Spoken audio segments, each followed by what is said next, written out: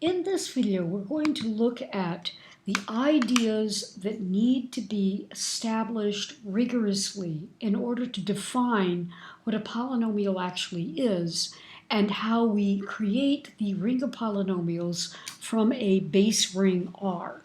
So we are going to let R be any ring whatsoever. So it is just an arbitrary old ring.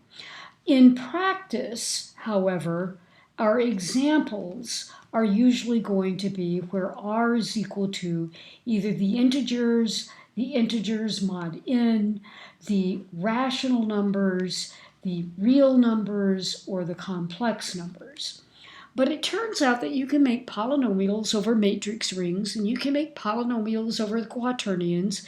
You can even make polynomials over quotient rings if you want to.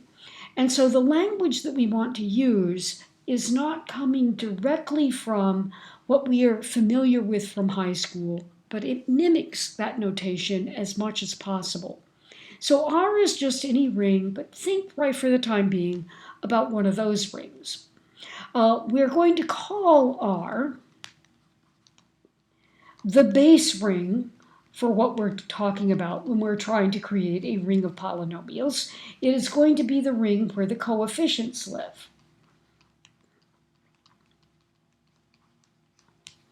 And we are going to let the symbol x be something called an indeterminate.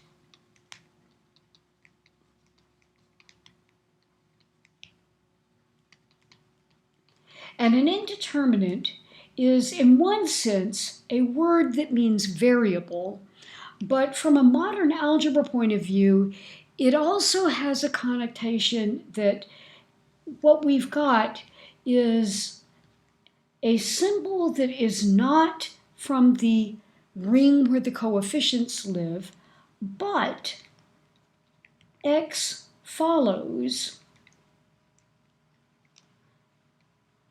certain well-behaved rules when it is interacting with elements of the base ring R.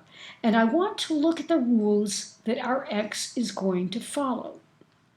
The first rule is that when we look at something called x to the n, that's just going to be x times x times x, and so on until we get down to a times x, where we have n copies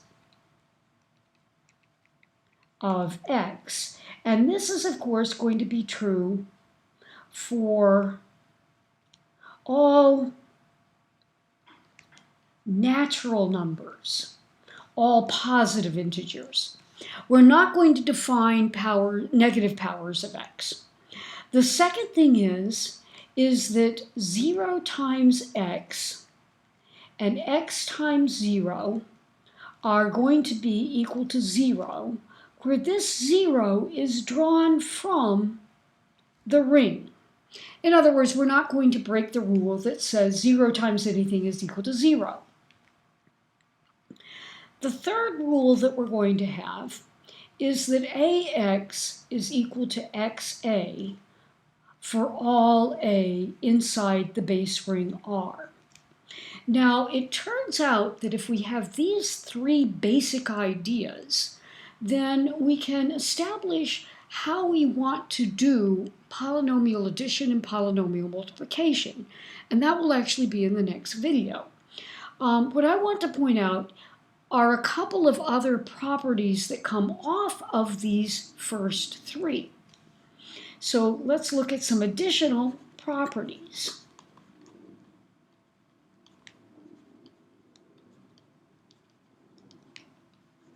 of our variable x. The fourth additional property is this. If the base ring has a multiplicative identity, then we want to establish the meaning of x to the 0 to just be the same thing as the multiplicative identity in the ring. In other words, x to the 0 is 1. The final property that I want to mention in this particular video is that since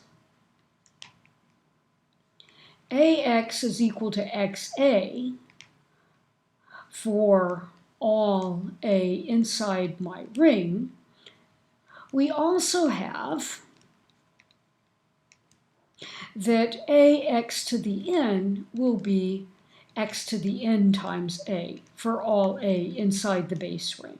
And the proof here is quite simple. Ax to the n is a times x times x times and so on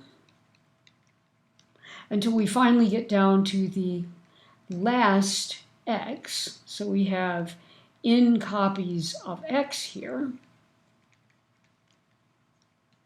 But we know that we can swap the order, so we have x times a times x times, and at this point, what do we have? We have n minus 1 copies of x on this side, but we can swap another one. And at this point, we will have n minus 2 copies. And we keep doing this. We keep swapping one at a time until we get down to x to the n minus 1 times a times x. But that can also be swapped, and we get x to the n times a. I want to end this particular video with the fact that you can use mathematical induction to clean this last proof up if you want to. I'm not going to do that.